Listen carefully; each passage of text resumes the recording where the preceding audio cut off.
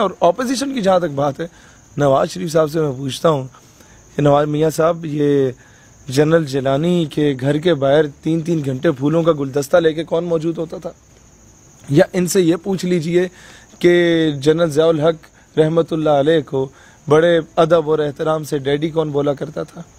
वो जो खड़े होके ना वो किसी कैटेगरी में भी नहीं आता, वो जो कहता है टमाटर 200 रुपया दर्जन हैं तो आलू भी दर्जन, तो वो जो अंडे हैं अंधे वो किलो हैं। इन ढग्गों को ये नहीं पता होता, और मेरा तो दिल नहीं चाहता कि इन्हें मैं लेतर मारूं। 20,000 के पीछे शहादत दे रहे तुम लोगों के पीछे, जब तुम लोग बेगमात के साथ सुकून की नींद सो रहे होते हो। नहीं नहीं नहीं, वो बंदा अगर कोई चीज़ है वो नारा तकबीर है जो उसे बॉर्डर पे पहुंचाता है। जो कौम को अगर शिकस्त देनी है तो उसकी अवाम और फौज में इख्तिलाफ राय पैदा कर दो, उस कौम को दुश्मन की ज़रूरत नहीं पड़ेगी। अस्सलाम वालेकुम नाज़रीन, मैं हूँ आपका मेज़बान हुसनैन, आप देख रहे हैं नया पाकिस्तान। नाज़रीन, आज मैं मौजूद हूँ शहीर सियालवी के साथ। शहीर भाई से बात करते हैं। शहीर भाई, ये बताएं, जो अपोजिशन की तरफ से पाक फौज पे तनकीद की जा रही है, उस हवाले से क्या कहते हैं आप? देखें, मुस्बत तनकीद किसी भी इदारे पे हो तो उसके जिन लोगों से इख्तिलाफ है उनका नाम लिया जाए। एक जवान था, उसकी मैं सिर्फ आपको मिसाल दे दूँ, एक ऑफिसर की, कि जब वो LOC पे था तो उसको फायर लगा। उसके बाद जब वो हॉस्पिटल गया, वो जब बेहतर हुआ तो फिर उसने वॉलंटियर किया कि अब मैं दोबारा इन एरियाज़ में जाना चाहता हूँ। वो बेहतर हुआ तो he was sent to Siachen. वहाँ पर जब वहाँ से वो छुट्टी आया अपने गांव में तो नारे लग रहे थे, ये जो दहशतगर्दी है इसके पीछे वर्दी है। तो उसने मुझे कहा, यार मैनू ये दस शेर, हम इन ढगों के लिए कुर्बानियाँ दे रहे हैं, किन लोगों का हमारा इतनी हया नहीं है। भाई तुम में इख्तलाफ है मुशर्रफ की पॉलिसी से, मुझे नहीं है। मैंने किस तरीके से उसको बगैरत उल्लू का पट्टा हर किस्म के लकब से नवाजा है। भाई आफिया सिद्दीकी के मामले में मुझे इख्तलाफ है, मैं खुल के बोलता हूँ। मुझे इख्तलाफ अहमल कांसी वाले मामले में मैं खुल के बोलता हूँ। लेकिन इसका मतलब ये है कि जो सिपाही बेचारा शहादतें दे रहे हो उसको भी रगड़ा दो। इसका मतलब ये है कि हर चौक चौराहे पे जाते हुए घुरी मार के जा रहे हो, वो 20,000 के पीछे शहादत दे रहे हो तुम लोगों के पीछे, जब तुम लोग बेगमात के साथ सुकून की नींद सो रहे होते हो। नहीं नहीं नहीं, वो बंदा अगर कोई चीज़ है वो नारा तकबीर है जो उसे बॉर्डर पे पहुंचाता है, जो नारा तकबीर है जो उसके सीने पे छलनी करने को तैयार बैठा हुआ होता है।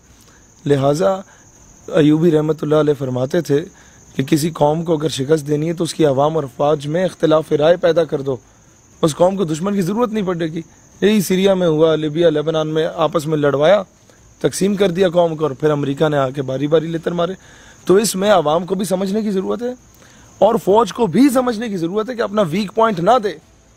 ये आला क़यादत को भी मैं कह रहा हूँ कि कोई इस किस्म का उल्टी सीधी हरकत ना करें। और ऑपोजिशन की जहाँ तक बात है, नवाज शरीफ साहब से मैं पूछता हूँ कि नवाज मियाँ साहब, ये जनरल जिलानी के घर के बाहर 3-3 घंटे फूलों का गुलदस्ता लेके कौन मौजूद होता था?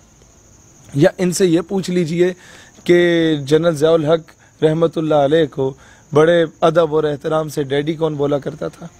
या मैं इनसे पूछ लेता हूँ, वो जो खड़े होके ना वो किसी कैटेगरी में भी नहीं आता, वो जो कहता है टमाटर 200 रुपया दर्जन हैं तो आलू भी दर्जन, तो वो जो अंडे हैं अंधे वो किलो हैं। इन ढग्गों को ये नहीं पता होता, और मेरा तो दिल नहीं चाहता कि इन्हें मैं लेतर मारूं। मेरा दिल चाहता है उस अवाम को लेतर मारूं जो अभी भी चाहती है कि ऐसे ढगे जो हैं ये वज़ीर आज़म बने। पहले इन लोगों के बड़ों ने जो है, मैं नहीं अभी कहना चाहता क्योंकि भुट्टो का मैं एहतराम करता हूँ ख़त्म नबूवत सल्लल्लाहु अलैहि वसल्लम के मामले पे, लेकिन कुर्सी के पीछे बांग्लादेश उन्होंने भी तोड़ा जनाब। और जहाँ तक मामला है मोहतरमा का, तो ये सारे जानते हैं कि खालिस्तान की जब तहरीक चल रही थी और सिख हिंदुस्तान से आज़ादी के बहुत करीब पहुँच चुके थे, तो किसने लिस्टें पहुँचाई और गुमनाम सिपाहियों को शहीद करवाया, ये भी सारे जानते हैं। हर वज़ीर आज़म इस मनसब पे फायज होने से पहले वाशिंगटन DC या वाइट हाउस में क्यों जाके दफ़ा होकर इंटरव्यू दे रहा होता है, ये भी ये कौम जानती है।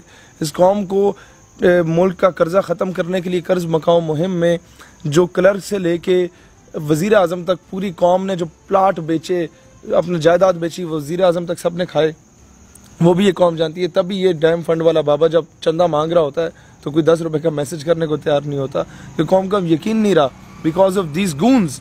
लिहाजा हमें ये चीज़ समझने की ज़रूरत है कि सारा मलबा इन पे ना गिराएं आप भी इनकी गोद में बैठा करते थे। जनरल साहब की जो गोद होती है वो कांस्टेंट रहती है, उसमें हर 2-4 साल के लिए बैठने वाला तब्दील होता है। तो आप अगर इतने ही कॉम्पिटेंट आदमी हैं, आप ना बैठे ना जनरल साहब की गोद के लिए। वो क्या हर वक्त हाजिर होती है? जब तक खुद जाके बैठेंगे नहीं, मेरा ख्याल है वो भी आपको जानबूझ के नहीं बिठाएंगे। जब तक खुद जाके बूट नहीं पॉलिश करेंगे, मेरा ख्याल है वो भी आपको अपना ग़ुलाम बनाने के लिए रजामंद नहीं होंगे। ये अल्ताफ़ हुसैन को भी, लेकिन इसमें मैं कहूँगा कि माजी में इस तरह की गलतियाँ की हैं। अल्ताफ़ हुसैन को लॉन्च किया था पीपी को तोड़ने के लिए, अल्ताफ़ हुसैन इनके लिए मुश्किल बन गया। नवाज शरीफ को लॉन्च किया था पीपल्स पार्टी के अगेंस्ट, वो मसला बन गया। अयूब लाया था जुल्फ़िकार अली भुट्टो को, उसने जो गुल खिलाए। तो हर बंदा यहाँ पर मीर ज़फ़रुल्लाह ख़ान जमाली वाली बात है कि मुझ समेत तमाम वज़राए आज़म को फ़ौज ही लाती है। लेकिन मसला सिर्फ ये है कि आप ख़ुद इतने कॉम्पिटेंट बन जाएं कि आपको फ़ौज के सहारे की ज़रूरत न पड़े, कि जब तक वो मीठा मीठा हप हप कड़वा कड़वा थू थू, इस मामले को अब ख़त्म करने की ज़रूरत है। कॉम्पिटेंट बंदे जब खुद सामने आएंगे तो फ़ौज को मेरे ख्याल है इंटरफेयर करने की ज़रूरत ही नहीं पड़ेगी। ठीक है शहीद भाई, आप फ़ौज की मोहब्बत में जो कहना चाहते हैं, देखिए एक तरफ पाक फौज के जवान शहीद होते हैं, दूसरी तरफ जलसा होता है। उन जो शहीद जवान होते हैं उन्हें तो राज तहसीन नहीं पेश किया जाता वहाँ। यार मुझे हैरत होती है, कराची जलसे में एक उल्लू का पट्टा उठ के ये कहता है उर्दू हमारी कौमी ज़ुबान नहीं है, और वो उल्लू का पट्टा ये जुमला भी उर्दू में बोलता है। ये कौम को तकसीम करने की कोशिश की जा रही है। आपको पता है मैं हुकूमत का इस वक्त जितना मैं क्रिटिसाइज़ करता हूँ इमरान खान को, शायद ही नौजवानों में कोई करता हो, जितना मैं इवन आर्म फोर्स की गलत पॉलिसीज़ के अगेंस्ट बोलता हूँ, अफगानिस्तान के मामले में जो कुछ हुआ, इतना शायद ही कोई बोलता हो। लेकिन मैं कभी इस तरह का वीक पॉइंट नहीं देता कि मेरी कौम तकसीम हो। मैं कभी ऐसी हरकत नहीं करता कि मेरी कौम फ़िरका वारियत में उलझ जाए। मैं कभी ये हरकत नहीं करता कि मेरी कौम पठान, पंजाबी, सिंधी, बलोची में पड़ जाए। ये पश्तो भी हमारी ज़ुबान है, अल्हम्दुलिल्लाह मैं बोलता हूँ। पंजाबी भी हमारी ज़ुबान है, वो भी मैं बोलता हूँ। बलोची और सिंधी भी थोड़ी बहुत मैं समझ लेता हूँ, ये सारी हमारी ज़ुबानें। कश्मीरी, बल्तिस्तानी सारी हमारी ज़ुबानें। लेकिन उर्दू हमारी पहचान है कि लहजों से या सलीके से फ़िज़ाओं में जो खुशबू घोल सकते हैं, अभी कुछ लोग बाकी हैं जो उर्दू बोल सकते हैं। तो ये जो अदब एहतराम का एक मामला उर्दू में, ये शायद ही किसी और ज़ुबान में हो। और ये खामा में इन चीज़ को टारगेट करके कौम को तकसीम करना बड़े बड़े जलसों में, या ऐसे जलसों में आके आवाम में इबाम पैदा करना। हुकूमत से इख्तिलाफ है, हटाओ हुकूमत को, तुम्हारा जमहूरी हक है। किसी फ़र्द वाहिद, किसी जर्नैल से इख्तिलाफ है, करो, लेकिन इन टोटलिटी पूरे इदारे को बीच में रगड़ोगे तो ये हम सारों के घरों में फ़ौजी मौजूद हैं। हम सारों के किसी का भाई LOC पे बैठा हुआ है, किसी का ख़ानदान का कोई शख्स है। मेरा तो अल्हम्दुलिल्लाह तकरीबन पूरा टब्बर ही फ़ौजी है। लेकिन बात यह है कि हम लोग ये चीज़ नहीं बर्दाश्त कर सकते कि हमारे ऐसे रिश्तेदार जो बेचारे सारी ज़िंदगी ऑनेस्टी के साथ नौकरियां करते रहे, बॉर्डर एरियाज़ पे रहे, हमारे कई रिलेटिव्स प्रिजनर ऑफ वॉर रहे, 71 की जंग में गिरफ्तार रहे। तो ऐसे लोगों को जब मुल्क से वफादारी के एवज़ में उन्हें दहशतगर्दी के ठप्पे ये लोग नवाज रहे होंगे बड़े बड़े जलसों में, तो मैं समझता हूँ ये हमारे लिए बड़ा अजियत का बायस होता है, इस कौम के लिए बड़ा अजियत का बायस होता है। मेरे जहन में वो सूबेदार मलिक साहिब अवान आ जाता है जो कहता है कि मेरा बेटा, उसकी मैयत आई है लेफ्टिनेंट फैज़ सुल्तान शहीद की, तो वो पूछता है इस कमांडिंग ऑफिसर से कि उधर ही रोक दो इसकी मैयत को, मुझे बताओ इसने गोली पीठ पे खाई है या सीने पे खाई है।